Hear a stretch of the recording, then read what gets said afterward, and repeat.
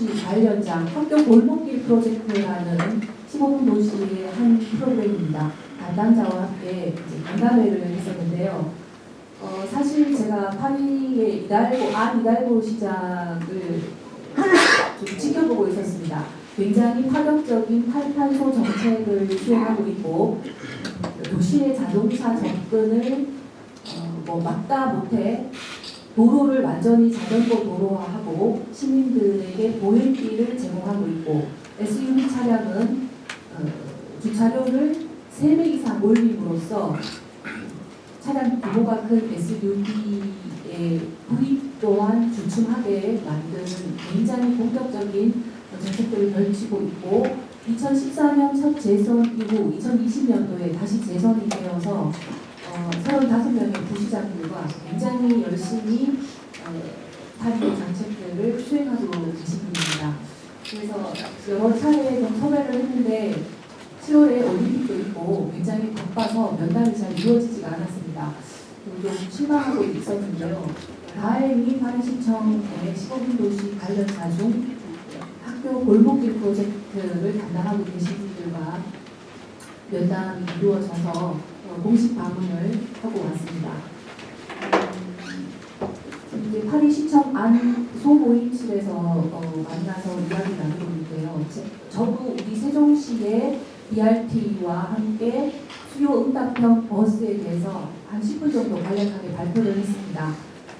연이어 파리에서도 파리시청 쪽에서도 파리에서 추진하고 있는 정책을 공유를 했었군요.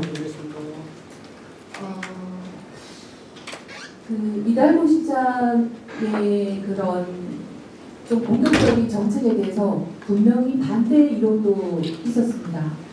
제가 여러 에세이도 좀 읽어보고 책도 읽어보고 했는데 자동차를 사용해야지만 파리 진입이 가능한 파리 근교의 자동차 이용자들은 굉장히 불만이 많았지만 교통체계가 잘 잡혀있는 파리시 내 파리 시민들은 어떻게 보면 이제 탈탄소 정책의 수혜를 받아보고 있다라는 생각이 들었습니다.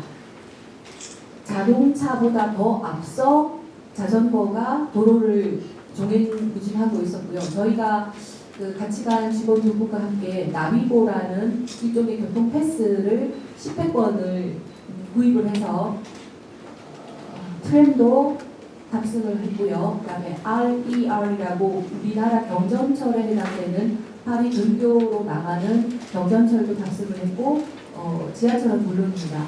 이 다양한 교통수단들을 경험하면서 세종에 어떤 식으로 구현이 되면 좋을까를 깊이 고민하는 시간을 가졌습니다. 파리시청 관계자의 간담회와 더불어 파리시 의회도 방문을 했는데요. 여기가 이제 본회의장이라고 합니다. 본회의장이고 제가 의장석에 올라가서 내려다봤는데 관계자의 설명은 파리시 본회의장에서는 굉장히 경론이 많이 일어난다고 합니다. 우리나라는 어떻게 보면 본회의장의 질서 유지권 때문에 박수도 금지되어 있고 항성도 금지되어 있는데 물론 의원 내각제하고 유사한 기구 형성을 하고 있는 파리 의회이기 때문에 가능한 거겠지만 좌우의 정책에 대한 아주 신랄한 토론들이 실제로 이루어진다고 합니다.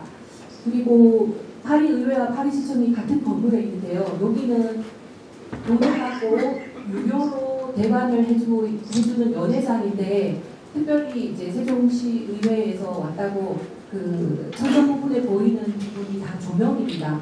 굉장히 오래된 역사가 깊은 파리시 의회의 본회의장과 함께 조명이 환하게 켜진 연회장을 보면서 역사라는 것에 대해서 유서 깊은 도시가 주는 어떤 무게감을 즐겼습니다. 느낄 수 있었고 의회 담당자의 말로 그 본회의장에서의 격렬한 논쟁을 여기가 지금 시민들이 앉을 수 있는 자리고 정면에는 언론인분들이 앉을 수 있는 2층 좌석이 마련이 되어 있는데요.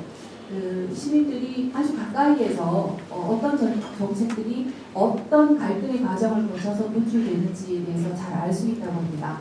그리고 맨 마지막 사진은 파리시청을 다녀간 국가 원수들의 사인이나 기념품 같은 걸 볼 수 있었는데요. 이제 저희 문재인 대통령에 있어서 반갑게 사진 촬영을 한번 했습니다.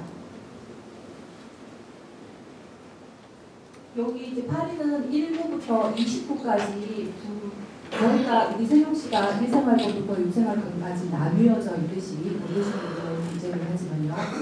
29까지 있는데 그 중에서 제 19구는 비옥한 섬이라고 그냥 그대로 해석을 해서 그런데요. 말하자면 재개발의 대표적인 장소입니다.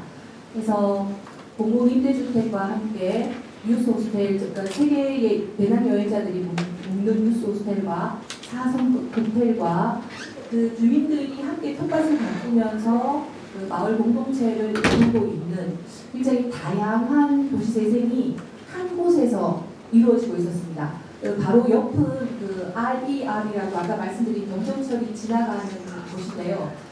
그 경정철이 낼 수 있는 소음과 부지는 요 사무실이 이제 이런 재개발을 담당하는 링크시티라는 사무실인데 사무실 건물이 그런 소음을 차단할 수 있는 가장 외부에 있고 그 옆에 있는 이 건물이 유스호스텔입니다. 유스호스텔에서 방문한 젊은 친구들이 체육관 시설을 가진 그런지 모르겠는데요. 같이 어울려서 지하에 있는 체육관에서 배드민턴, 탁구 이렇게 어울려서 같이 스포츠를 통하면서 실제로 저희가 방문했을 때도 굉장히 많은 젊은 친구들이 국적을 불문하고 같이 체육 운동을 즐기고 있는 모습을 볼 수 있었습니다. 요 파리 19구는 아직도 진행이 되고 있는데요. 아직도 특히 우리 언론인분들께 말씀드리고 싶은 것은 이 프로젝트의 시작이 2014년도라고 합니다. 2014년도에 투자를 할 투자 회사들을 모집을 해서 진행을 하고 있는데 사실 지금 2024년이면 거의 10년 동안 진행이 되고 있지 않습니까? 아직도 완료 전이라고 합니다. 그만큼 어떤 그 재개발을 하는 데 있어서 아주 긴 안목으로 빨리빨리 뚝딱뚝딱이 아니라 그 최대로 그곳 이용자들의 의견을 받아들여서 진행을 한다고 합니다. 그리고 독특한 것이 이 텃밭이 그냥 텃밭에 지나지 않는 것이 아니라 먹거리와 함께 생태를 알아보는 지표의 역할을 할 수 있다고 하고요. 그 다음에 여기 이제 유실수 나무가 심어져 있는 걸 볼 수 있는데 사실 저 유실수가 심어져 있는 바닥도 말하자면 시멘트 바닥이거든요. 복도를 통해서 이런 초화류나 식물 외에도 이제는 엽채소 외에도 그 유실수까지 심어서 같이 녹지에 대한 애정 그리고 녹지에 대한 고집 같은 걸 볼 수 있었습니다. 그리고 이 유스호스텔의 외부의 이 모든 벽돌이 원석이 다 재활용 자재였다고 합니다. 그래서 그 건설 과정을 함께 저희들이 영상으로 시청을 했는데요. 엄청나게 무거운 그 원석 돌을 쌓아 올리면서 뭐랄까요 도시의 시간들이 켜켜이 쌓여져 간다라는 느낌. 도시 재생이 단순히 그냥 새로운 어떤 건물의 탄생이 지나는 것이 아니라 그 건물의 재료부터 이전의 시간들을 함축하고 있다는 생각을 했습니다. 그리고 벽화 역시도 그 그래피티가 굉장히 많았었는데요. 낙서하듯이 하는 말이죠. 근데 이제 이쪽도 벽화가 굉장히 큰 규모였는데 제가 같이 간 직원분한테 저게 조금 지나면 좀 지저분해질 텐데 그래도 우선은 보기에 이 담벼락 위가 그 RER이 지나가는 철도입니다. 그래서 조금은 상박할 수 있는 곳을 약간 밝은 톤으로 이 19구의 역사를 상징하면서 그려진 벽화였는데요. 기념으로 촬영을 하고 도시재생이라는 이 테마가 파리도 역시 또한 비교하지 않는구나. 우리 세종시 역시도 좀 돌아볼 필요가 있다라는 생각에 파리 벽화사진을 함께 제작했습니다. 그리고 제가 이번에 OECD 본부와 함께 OECD ITF라고 해서 국제교통포럼이라는 그 머리 글자입니다. ITF가 이곳을 방문을 해서 이 정책 관계자들과 면담을 했는데요. 그 OECD가 아시다시피 어떻게 보면 요즘 가장 중심이 되는 기준점을 제시한다고 저는 생각을 해서 이쪽에서 바라보고 있는 교통에 대한 지표 그리고 이들이 어떤 데이터를 어떻게 모집하는가에 대해서 이제 궁금해서 섭외를 했고 사실은 이 ITF OECD 본부의 사무총장이 우리 한국인이십니다. 그래서 가서 이제 뵈려고 또한 애를 좀 썼는데 이분이 4월은 국외에 계시고 3월과 5월만 면담이 가능하다고 했는데 제 일정상 5월로 바꿀 수가 없어서 만나지는 못했지만 4월 방문을 했고요. 여기 우리 박정희 선생님 옆에 계시는 두 분이 책임 연구자들이십니다. 책임 연구자들이시고 그 OECD ITF 홈페이지에 가면 이제 이 두 분이 어떤 연구를 했는지 연구 성과물들이 공개되어 있습니다. 그리고 조금 실망스러웠던 건 저는 이제 OECD ITF하고 이게 좀 활달한 어떤 정보 교류 왜냐면 제가 데이터에 좀 관심이 많아서 3년 때 통계를 가지고 시정 질문을 한 적이 있습니다. 세종에 맞는 세종형 통계가 있어야지 정책이 정확하게 입안될 수 있다. 그렇게 말씀을 드리는 쪽이라서 데이터에 관심이 많은데 이분들이 이제 환영 인사가 딱 끝나자마자 한 이야기가 본인들도 재정적인 어떤 지원을 굉장히 중요하게 생각한다. 그 얘기는 이제 연구를 위해서 너네가 투자를 할 수 있느냐 뭐 이런 얘기거든요. 그래서 조금 실망을 했습니다만 그래도 새롭게 이제 이 정이라는 지금 설명하고 있는 이 친구 이분이 굉장히 많은 데이터들을 일목요연하게 추려내는 어떤 역할을 하는 사람인데요. 그 교통수단의 크기가 차지하는 면적과 크기 그로 인해서 일어나고 있는 여러 가지 상관관계들을 굉장히 잘 뽑아내셨더라고요. 그래서 저희가 영상으로 파일로 이분 발표 자료를 받아왔는데요. 이게 이제 우리 세종화가 되려면 한 번에 더 가공이 필요할 것 같습니다.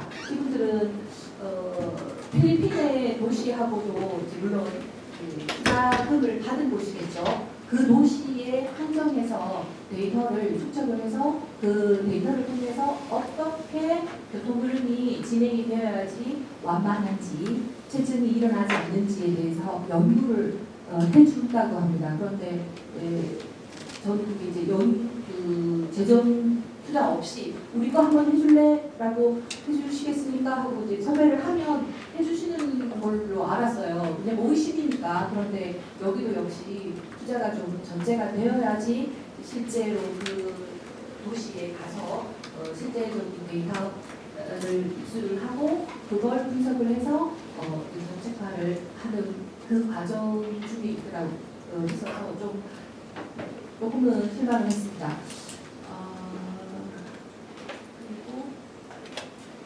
여기는 이제 그 ITF에서 나왔던 장소 그리고 프로그램 파리시청에서 이야기하고 있는 학교와 프로젝트, 골목길 프로젝트 같은 이제 현장을 돌아보는 시간이었는데요.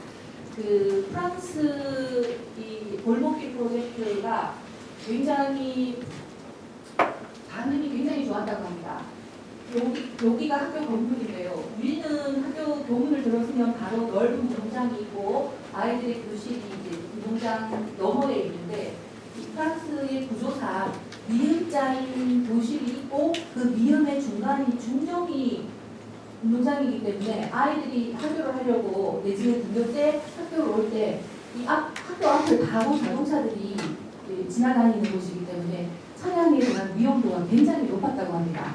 그래서 그 길을 차량을 못 다니게 완전히 골목길처럼 아이들이 놓을 수 있는 체스판을 만든다거나 그 아이들에게 뭐 우주에 대한 지식을 줄 수 있는 그림이라든가 여러 가지 다양하게 아이들이 흥미를 느낄 수 있게끔 이렇게 차량 통행을 막고서 골목길처럼 만들어서 등하교 할 때 엄마가 올 때까지 본인을 데리고 올 때까지 편하게 놀 수 있게끔 하는 학교 골목길 프로젝트가 진행이 되었고 여러 학교들이 함께 동참을 해서 꽤 많은 호응을 받았다고 하더라고요. 그런데 처음부터 차가 다니던 길을 이렇게 골목길로 막게 된 게 아니라 그 중간 과정이 바로 이겁니다. 바리케이트를 설치를 하고 평소에는 이렇게 문을 잠궈둔대요. 여기 자물쇠가 이렇게 걸려있는 걸 제가 봤는데요.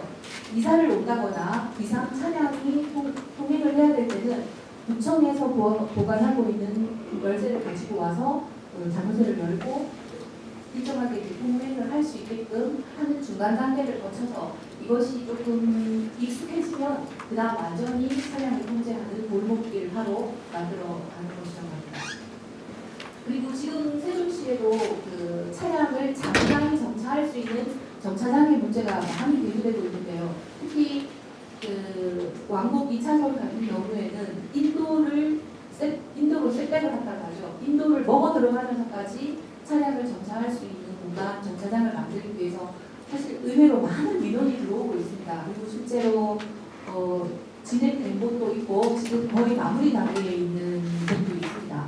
그런데 사실 굉장히 까다롭거든요. 인도를 감소시키면서 정차장을 만들어주는 것이. 그런데 파리에서 굉장히 특색이 있었던 게 배달용 차량만 주차가 가능한, 잠시 주차가 가능한 노란색 주차구역이 정차구역이겠죠.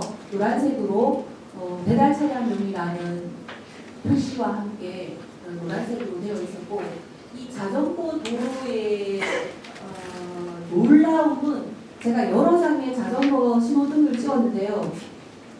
요건 자전거 전용 신호등입니다. 그러니까 자전거 타시는 분이 빨간색이면 진행을 안 하고 파란색이 오면 진행을 하는데 거의 뭐 보행자들도 마찬가지였지만 빨간색이라고 진행하는 보행자와 자전거 이용자가 훨씬 더 많습니다. 차량 이용자는 어디서 튀어나올지 모르는 자전거와 어디서 튀어나올지 모르는 보행자를 사고가 나지 않기 위해 초집중을 해야 되는 그러니까 굉장히 차량 이용자들을 몹시 불편하게 만드는 도로 구조였습니다.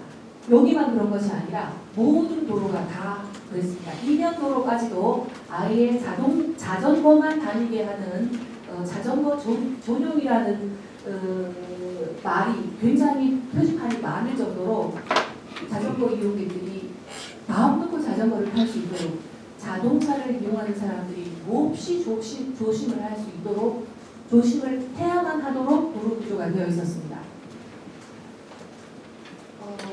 그리고 이제 아까 말씀드렸다시피 이제 나비고라는 교통 패스를 저희들이 구입을 했고 10회권을 샀는데 일찍 소진이 돼가지고 다시 재충전을 하기로 했습니다. 파리시 지하철 여러 개를 타봤지만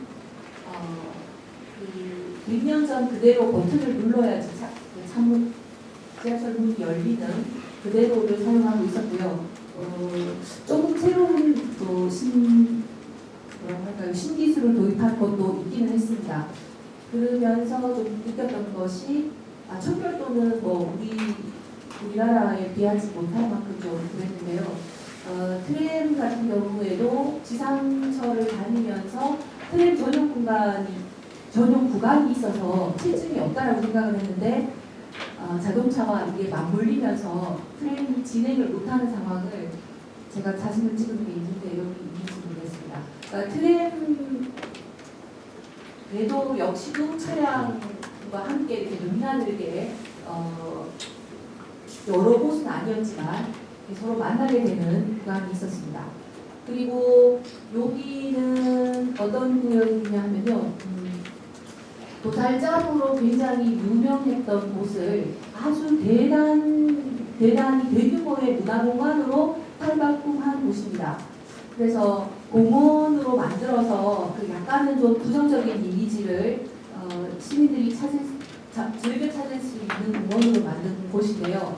요 중간에 보는 요 빨간색 공간은 아이들이 부모님들과 와서 직업 체험도 하고 전날 저희가 방문했을 때가 주말이었는데 많은 아이들이 와서 생태 체험을 하게 하는 그런 학습터 같은 곳입니다. 배움터 같은 곳이었고요. 여기 지금 제일 여러분들 보시기에 오른쪽에 있는 그 사진이 여기가 과학관인데요. 이 과학관으로 지금 변모한 이곳이 이달장이 어떤 곳이라고 합니다. 그런데 굉장히 대규모의 주변에 정말 잘 가꾸어진 공원, 아이들의 놀이터가 제가 아이들 놀이터를 숫자를 해다가 너무 많아가지고 나중에는 정말 그 아이들이 즐겁게 노는 놀이터를 가면 부모님들도 사실 육아하는 즐거움을 느낄 수 있거든요. 아이와 부모들이 행복한 그런 곳. 어떻게 보면 현대에 맞게 잘 새롭게 탈바꿈한 사례들이라고 생각을 해서 올렸습니다. 이렇게 이제 파리의 교통과 또 제 도시재생을 통해서 어떻게 이걸 이제 세종에 결국을 시킬 것이나 굉장히 와닿았던 파리시청 관계자의 말이 그냥 행정의 시계로 딱딱딱 하면 반드시 부작용이 생긴다.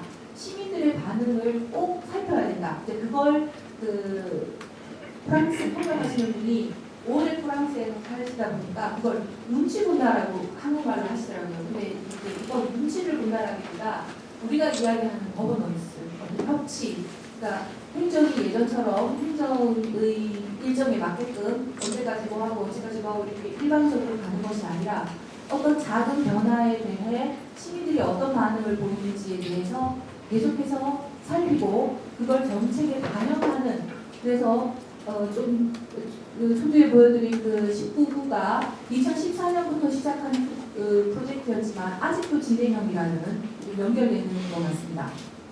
그런 정책의 유연성에 대해서 좀 제가 우리랑은 좀 다르고 어쩌면 우리도 너무나 예산이 칸칸이 되어 있어서 효율적인 예산 집행이 어려울 때가 좀 있거든요. 여기 못 쓰면 다 전액 금융으로 반납해야 되고 이런 게 이제 좀 바뀌어서 나가야겠다. 그러니까 공무원분들에게도 약간의 좀 합리적인 어떤 자율권을 그리고 그것이 나중에는 시민들에게까지 좀 전달되어야 되지 않을까 그런 생각을 했고요. 이거는 그런 어떤 시민분들의 반응에 대한 그런 부분입니다. 그리고 여기 사진이네요. 배송 차량을 위해서 이렇게 배송 차량만 잠시 정차가 가능한 자선이 도색이 되어 있었습니다. 그리고 이 보행자 중심의 장기적인 교통 정책인데요. 제가 22대 때 보행권에 대해서 굉장히 관심이 크게 가져서 보행 관련한 대회도 제가 제정을 했었는데 그것이 어디까지 확장이 됐냐 하면 이제 96번 국지도 문제까지 확장이 되어서 교통연구원의 유승익 박사님을 만나게 되면서 도시의 도로의 속도가 자동차의 속도가 높을수록 그 도시는 안전한 도시가 되지 못합니다. 그래서 이 보행자 중심의 교통 정책 내지는 보행자 중심의 자동차 문화가 그건 그냥 선진국 이야기야 라고 치부할 것이 아니라 바로 우리가 지금 당장 같이 관심을 가져야 되지 않나라는 생각으로 계속해서 이제 보행자 중심의 어떤 교통 정책에 보행자가 하나의 큰 변수가 되어야 된다는 말씀을 좀 드리고 싶습니다. 그래서 파리 15분 도시가 사실은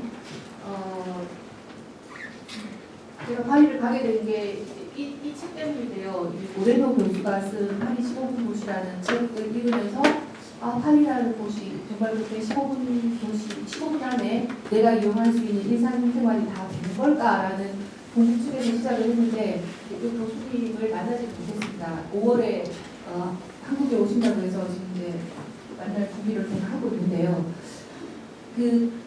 15분의 포커스를 두지 마시고 우리 세종시는 어떻게 보면 가장 이 정책과 맞닿아 있습니다. 왜냐하면 생활권별로 중심에 복합 커뮤니티가 있고 학교, 중심 상가 그 주변으로 거주지가 있기 때문에 이 뭐 15분 도시든 20분 도시든 지난번 서울시장 후보들끼리 몇 분이냐 가지고 막 다투는 걸 보고 제가 굉장히 답답했었는데 시간의 문제가 아니라 그 개념이 굉장히 중요하다고 저는 생각을 합니다. 너무 먼 곳까지 자동차를 이용을 하거나 어떤 교통수단을 이용해서 먼 거리를 가는 직장을 빼고요. 일상생활을 함에 있어서 물론 직장마저도 직주 근접으로 가까이 있다면 더할 나위 없이 좋겠지만 초근접적인 거리에서 생활권별로 생활이 이루어지면 밀도가 낮아집니다. 한 곳에 많은 사람들이 집중을 하지 않아도 된다는 거죠. 그러면 혼잡도가 내려가게 되고 혼잡도가 내려가면 더 안전하게 된다는 어떤 그 계속적인 연장선상의 보혜자까지 함께 좀 고민을 하게 되었습니다. 이게 파리의 유명한 벨리브인데요. 그 서울의 따릉이가 벨리브를 못하고 만들어진 것이라고 했고요. 그 다음에 도로임에도 불구하고 아스팔트가 아니라 이런 벽돌 조각처럼 빨리 속도를 낼 수 없게끔 만들어 놓고 사방이 모이는 교차로 부분에서는 운전자가 아주 전방이나 좌우를 주시할 수밖에 없게끔 속도를 저감해야 하도록 만들어져 있더라고요. 그리고 저쪽으로 나가 말씀드리겠습니다. 그리고 이제 제가 지금 이제 그 도시의 살 권리를 읽으면서 도시라는 공간이 도대체 어떤 공간인가, 그냥 단순히 편리한 교통과 편리한 쓰레기 처리로만 도시의 개념을 말할 것인가. 도시를 통해서 우리의 삶이 지금 점철되고 있지 않습니까? 굉장히 도시가 확장되고 도시들이 많은 도시들이 이제 소멸을 또 태어났다 사라지고 하는데요. 생명체를 보듯이 도시가 성장과 함께 어떻게 나아가야 되는가에 대한 고민들을 좀 앞으로도 더 할 것 같습니다. 지금은 이제 제가 다녀온 이후에 대략적인 어떤 걸 기자분들과 함께 공유를 하고 싶어서 지금 브리핑을 하고 있는 거고요. 어떻게 보면 어떤 도시여야 하는가에 대한 고민을 계속하지 않을까 싶습니다. 네, 좀 전에 그 뉴스호스텔 지하에서 있었던 그런 스포츠 시설인데요. 뭐 클라이밍뿐만 아니라 굉장히 다양한 스포츠 공간들이 있었고 많은 사람들이 이용을 하고 있었습니다. 지하 공간임에도 불구하고 이렇게 넓은 창을 통해서 자연 채광을 끌어들여서 굉장히 쾌적하게 느껴졌었거든요.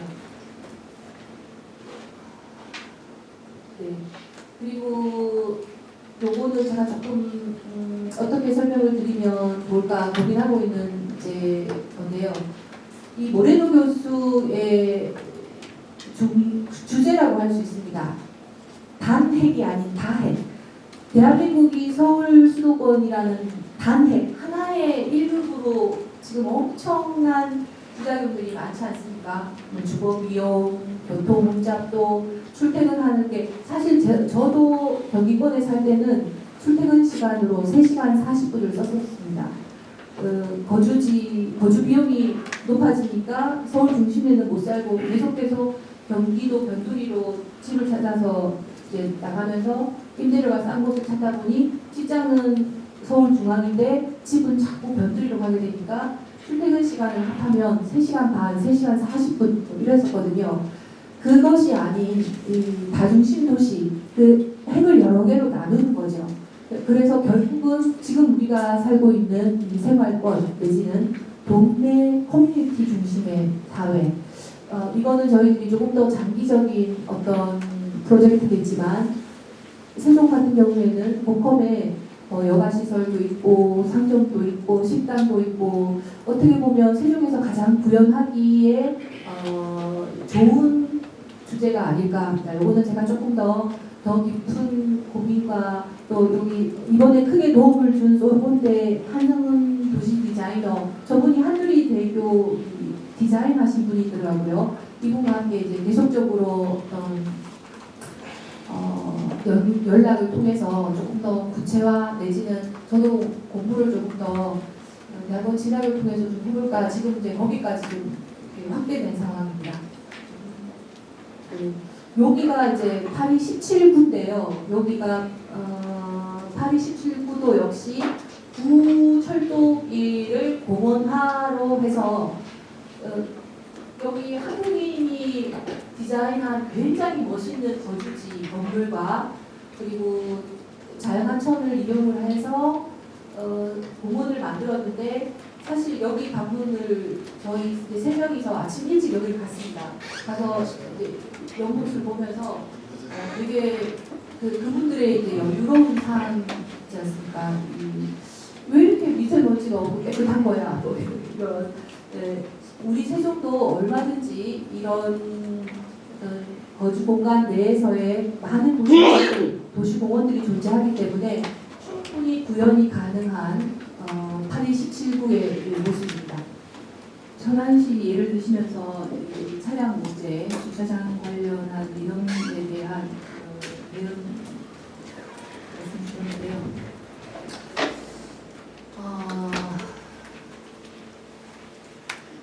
시민들이 같이 동참해주지 않으면 굉장히 어려운 문제이기 때문에 정말 어려운 것 같습니다. 사실 기후위기에서 우리는 한 명도 자유로울 수가 없습니다. 왜냐하면 기후위기라는 것이 어느 특정 지역에만 닥치는 것이 아닌 전 지구적인 문제이고 우리 모두는 지구 위에 살고 있기 때문에 기후위기가 굉장히 심각한 문제임에도 불구하고 심각하기 때문에 어떤 아주 힘센 정부 아니면 어떤 힘센 과학자가 나타나서 탄소를 없애주고 이러기를 바라지만 우리 모두의 문제입니다. 그런 어떤 인식에 있어서 대전환이 이게 좀 너무 많이 사용되어진 단어이기 때문에 그 심각성이 자꾸 줄어드는 것 같아서 저도 될 수 있으면 좀 늘 쓰고 싶은데요. 차량이 가지고 오는 건 단순히 모두에게 돌아가야 할 공공 부분의 면적을 도시의 면적을 도로와 주차장이 잠식한다는 것에서 끝나지 않습니다.